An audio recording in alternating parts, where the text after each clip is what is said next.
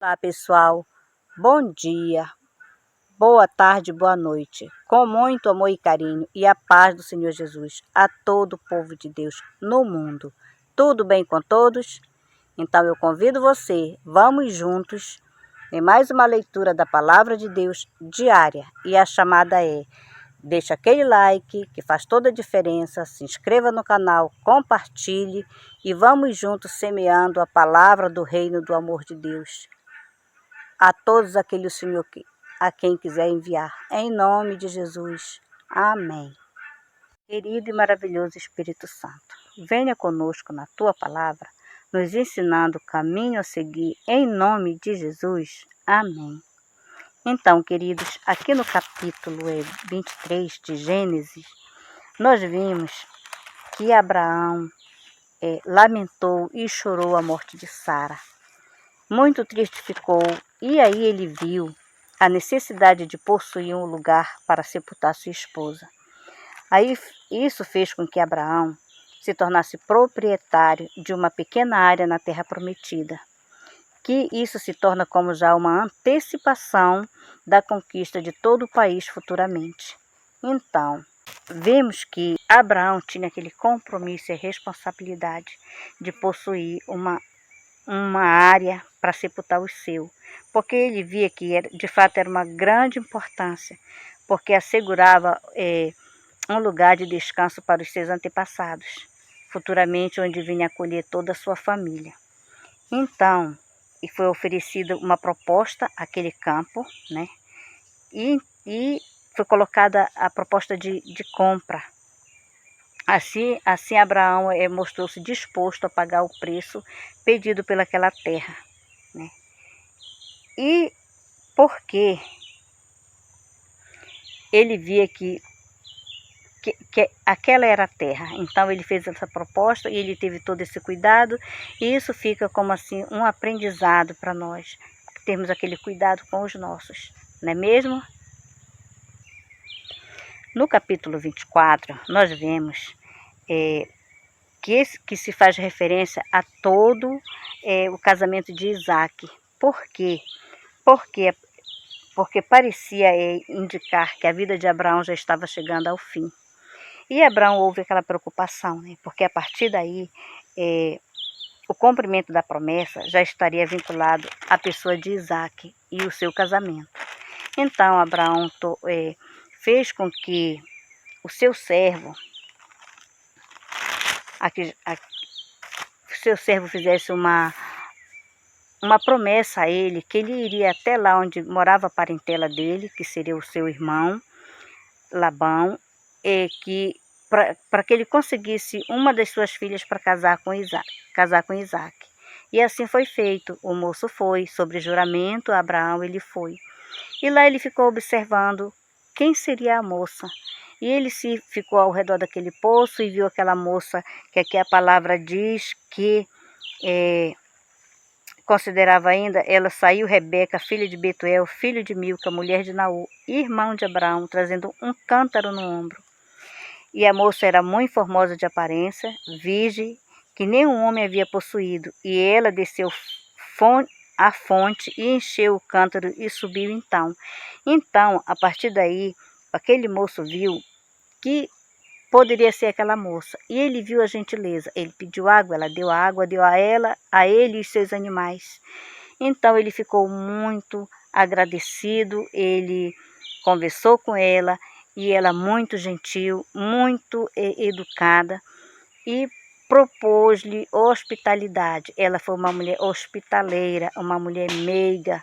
Então percebeu-se que seria aquela moça. E ele foi até a casa dela e chegou lá, conversou com os seus pais, tudo como Abraão tinha instruído. E assim ele fez e contou toda a história. E daí por diante, Rebeca conta que a história que ela acompanhou o moço. Então sucedeu o encontro de Isaac e Rebeca. E que naquela ocasião Isaac estava muito triste devido à perda da sua mãe Sara. E ele tomou Rebeca como sua esposa e foram viver ali naquela tenda. E dali começou a família, onde que naquele primeiro momento, Rebeca era estéril e ela se voltou ao Senhor. E o Senhor concebeu a ela filhos. E aqui conta que dentro dela tinha gêmeos. Então, Rebeca concebeu e os filhos lutavam em seu ventre. E ela consultou o Senhor. E o Senhor lhe respondeu: 2 nações há no seu ventre. 2 povos nascidos de ti dividirão um povo e um será mais forte que o outro. E o mais velho servirá ao mais moço, cumprindo os dias para que desse à luz, eis que chegavam gêmeos em seu ventre. E saiu o primeiro ruivo, todo revestido de pelo, por isso lhe chamavam Esaú. Depois nasceu o irmão que segurava com a mão o calcanhar de Esaú, por isso lhe chamavam Jacó. Era Isaque de 70 anos quando Rebeca lhe deu à luz.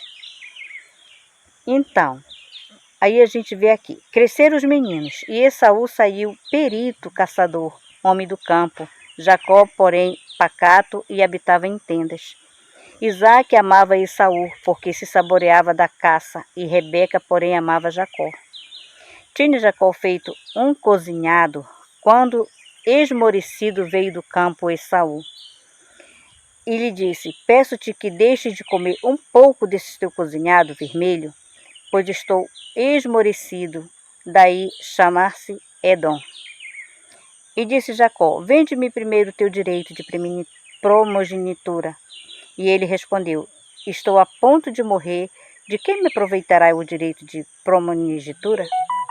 Então disse Jacó: jura-me primeiro. Ele jurou e vendeu o seu direito de primogenitura a Jacó. Depois deu, pois, Jacó a Esaú o pão e o cozinhado de lentilhas, e ele comeu e bebeu, e levantou-se e saiu. Assim desprezou Esaú o seu direito de primogenitura. Aí depois nós vamos conhecer essa história. Como foi que foram viver, um fugindo do outro. Amém?